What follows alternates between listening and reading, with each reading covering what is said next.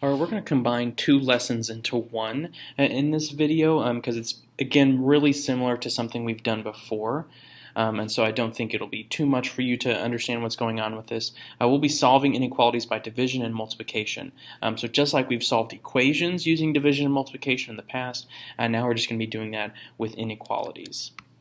If you remember, when solving an equation that looks like this, that looks like has this division symbol here, k divided by 2 equals 16. In that example, since we're dividing and the opposite of division is multiplication, we're going to multiply both sides by 2 because I'm trying to remove that 2 from the k. I want the k to be by itself to figure out what k is equal to. And so I do that to both sides of the equal sign. So the 2 cancels out on the left, and then 16 times 2 is 32. So remember, when you have a division problem and you're going to multiply to solve it, you have to multiply on both sides. Here we have an example of a multiplication problem where we were solving with an equation. So if you remember, when you see a number and a variable pushed together like that, that means multiplication. And so we're going to do the opposite operation with division. Multiplication and division are opposites. So we divide both sides by 3 in this case, and the 3's gone on the left, leaving me just in, remember, because I'm trying to get that variable by itself. But I have to divide on both sides, so 12 divided by 3 is 4. And so we find out n is equal to 4 in this example. So we'll do the same thing with inequalities, multiplying and dividing to solve for the variable. Except we'll have an inequality symbol as opposed to an equal sign, and we'll graph our solution once we're done with it.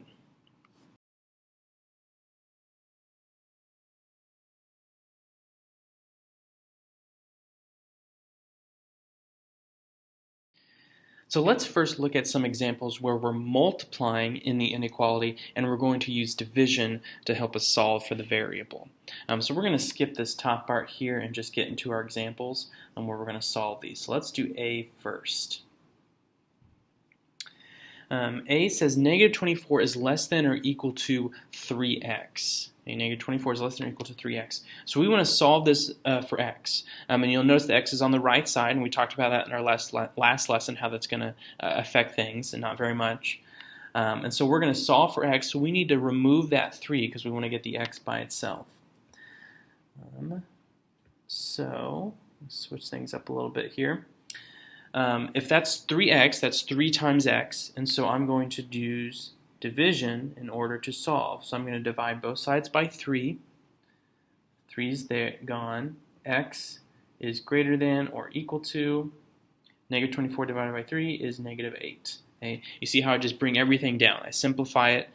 3 divided by 3 is 1, so it leaves me with just x. I bring my symbol down, and then negative 24 divided by 3 is negative 8. Okay? If you didn't know that, obviously just use a calculator. And so that's my solution. Negative 8 is less than or equal to x. And so we're going to then graph that solution.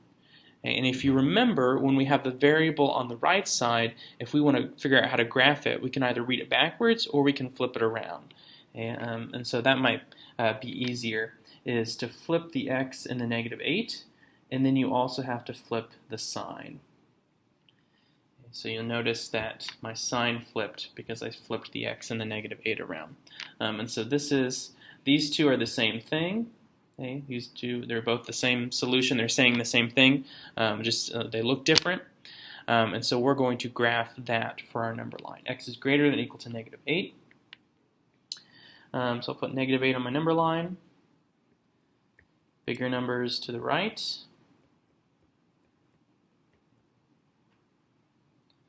Smaller numbers to the left. And remember, you can put that negative 8 anywhere you want to on the number line. You just want to make sure you're leaving room for some bigger numbers and for some smaller numbers. Okay? But again, you can choose where that number goes on the number line. So we're graphing x is greater than or equal to negative 8. So since it's greater than or equal to, I'm going to use a closed circle, a closed dot. And then it's x is greater than negative 8. And so I'm going to draw an arrow to the right. Because we're talking about the numbers that are bigger than negative 8. Those are all of the solutions to this inequality. And so that's how we're going to approach these type of problems. Let's do one more example.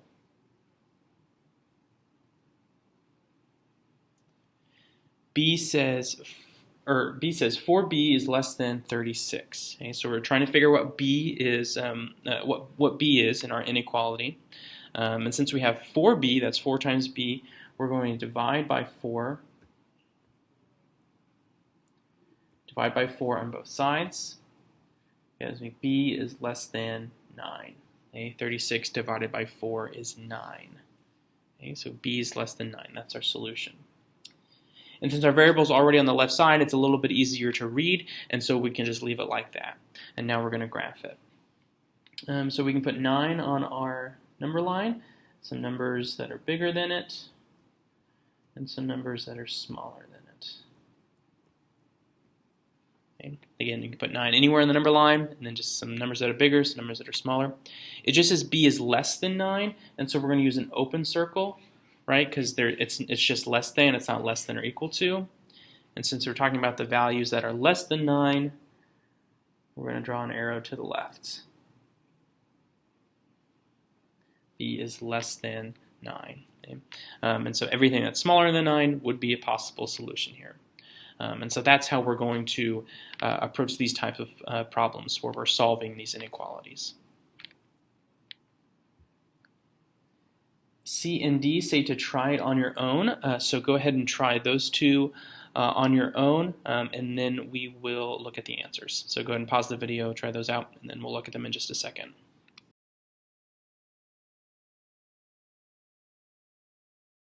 All right, here are the answers for C and D.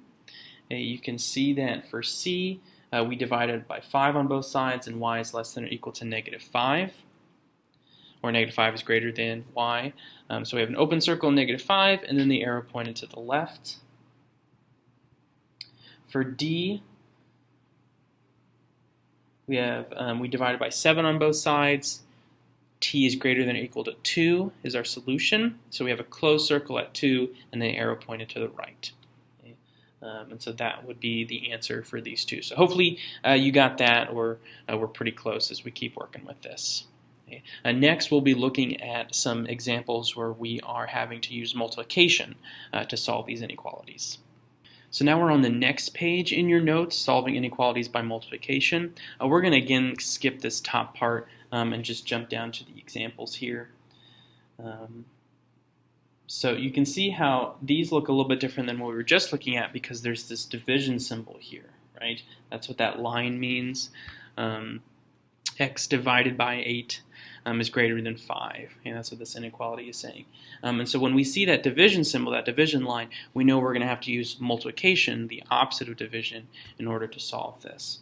So if I'm taking x divided by 8, I need to get rid of that 8 so that the x is by itself. So I'm going to multiply by 8 over here, but I also have to multiply by 8 on the other side. You do it to both sides. So I'm multiplying by 8 to remove that. So it's just the x greater than, and then 5 times 8, I simplify that, is 40. Okay? So here we have x is greater than 40. And that would be our solution, our solutions. Okay? So I just multiply both sides but by the opposite, by what we're dividing by. And so I multiply both sides by 8. And so I'm going to put 40 onto my number line. Numbers that are bigger.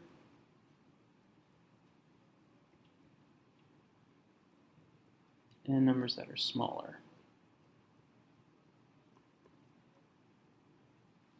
Again, you should be getting really good practice with number lines and ordering the numbers bigger and smaller, as we've done this a lot. So it says x is greater than 40, and so I'm going to have an open circle at 40, and then an arrow to the right, all the numbers that are bigger, all the numbers that are bigger than 40 are possible solutions here. Let's look at another example, B. N divided by 7 is greater than or equal to -1. N divided by 7 is greater than or equal to -1. So I want to solve for n. Okay, solve for n. Because it's divided by 7, I'm going to multiply by 7, and I do that to both sides. Okay, remember, those parentheses mean multiplication. So those 7's cancel out. That's why I multiplied by 7. Leaves me with just n is greater than or equal to negative 1 times 7 is negative 7. So our solution here is n is greater than or equal to negative 7. And I will put that onto my number line, put negative 7 onto my number line. Numbers that are bigger.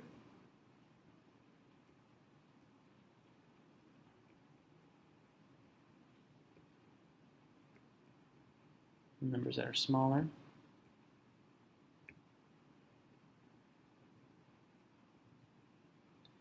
It's greater than or equal to, so I'm going to do a closed dot at negative 7. And saying n is greater than or equal to negative 7, and so I would do my arrow to the right, because the numbers that are bigger are greater than negative 7. So again, when we're dividing, in our original problems, we have to do the opposite, multiply to both sides in order to figure out what our solution is, and then graph it. Again, C and D say try on your own, so go ahead and try those on your own, and then we'll look at the answers.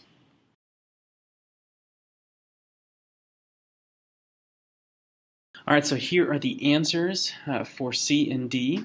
Okay, in C, we get y is less than negative 15, and so we have an open circle at negative 15 and an arrow pointed to the right or to the left, which are numbers that are smaller than negative 15.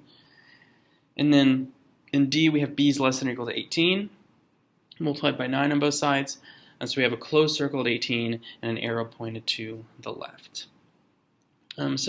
Again, when you have division in these problems, you do the opposite. You multiply on both sides in order to figure out your solution, and then graph it.